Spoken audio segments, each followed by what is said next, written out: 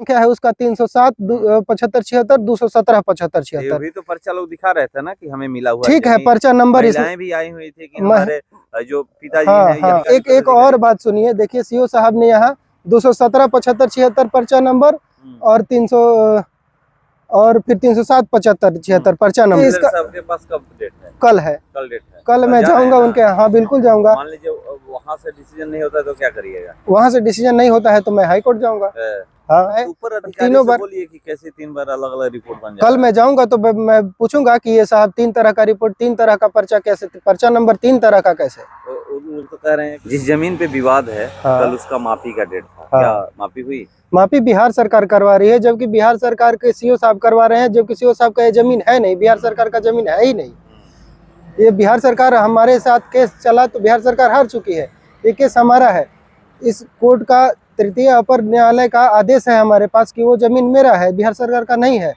फिर इसके बाद सीओ साहब कैसे नापी करवाते हैं ये मुझे पता नहीं चल रहा है कि क्यों नापी कर गया। तो सीओ साहब थे नहीं, सीओ साहब के मैंने सारा डॉक्यूमेंट, सारा अर्जी लगा के रखा है, फिर भी नापी।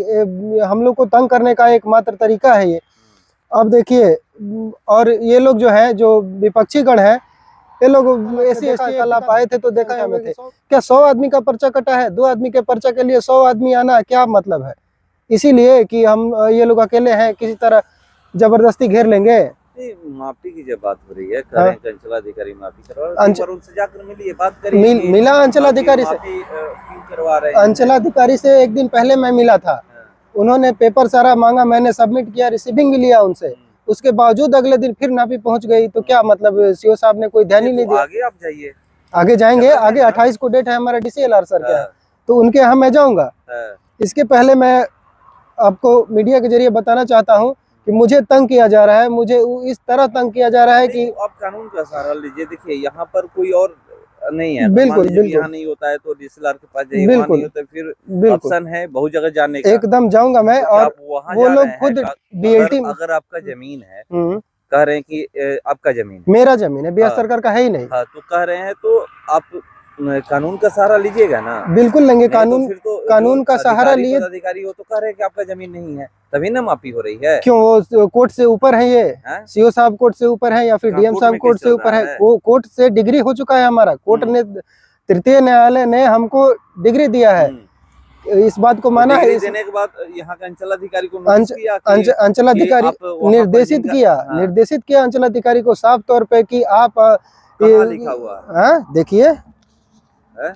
देखिए कोर्ट के डिग्री में सीधा लिखा हुआ है कि निर्देशित किया जाता है कि जमीन को विनोद कुमार सिन्हा के नाम से दर्ज करें और उभय पक्ष अपना अपना स्वयं वहन करें। यहाँ देखिए लिखा हुआ है, ठीक।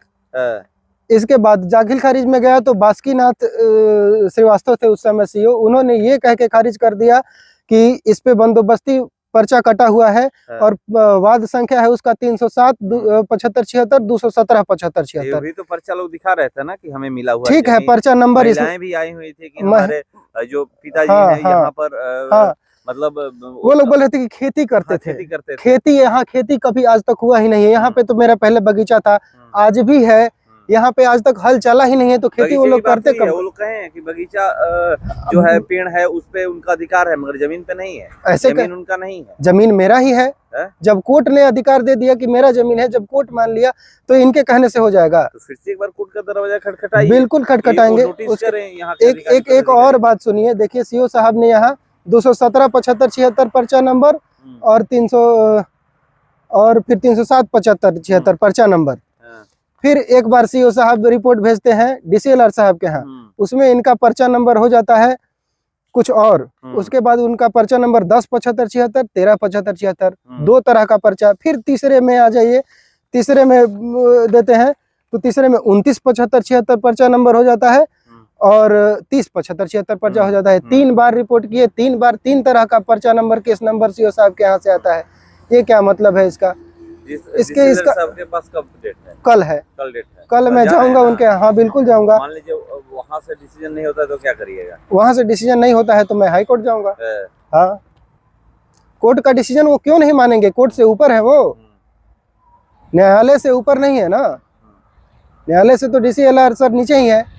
और उनको मानना चाहिए, कोर्ट की अवहेलना तो करेंगे नहीं। 3 तरह का रिपोर्ट, 3 बार सीओ आए, 3 बार रिपोर्ट बनाए, ऊपर अधिकारी तीनों से बार। बोलिए कि कैसे 3 बार अलग-अलग रिपोर्ट बन जाए। कल मैं जाऊंगा तो मैं पूछूंगा कि ये साहब 3 तरह का रिपोर्ट, 3 तरह का पर्चा कैसे, पर्चा नंबर 3 तरह का कैसे? वो तो कह रहे हैं कि आप डीएम साहब के पास गए थे, वहां से कर दिया गया, खारिज नहीं किया गया है। डीएम साहब ने उनका पर्चा कैंसिल किया है, पर्चा को रद्द किया है। उसके बाद सीओ साहब ने यहाँ पे दिखा रहे थे कि इनका पर्चा खारिज नहीं, मेरा पर्चा तो है ही नहीं, मेरा तो पर्चा ही नहीं है। खारिज आपका कर दिया, नहीं, खारिज नहीं किया है। कहाँ खारिज किया है? उनके रिपोर्ट में आप देखिए, साफ तौर पे लिखा है कि इस मामले को पुनः कार्रवाई के लिए स्वीकृत किया जाता है, ना कि एक्सेप्ट किया है उन्होंने कि पुनः कार्रवाई करेंगे, ना कि खारिज किया है। खारिज उनका पर्चा किया है। मेरे ऑर्डर पे सीधा लिखा हुआ है कि इनका पर्चा रद्द किया जाता है। मैंने जब क्लेम किया था तो उन्होंने पर्चा रद्द किया था। कल जाइएगा डीसीएल साहब, कल डीसीएल साहब के यहाँ जाएंगे।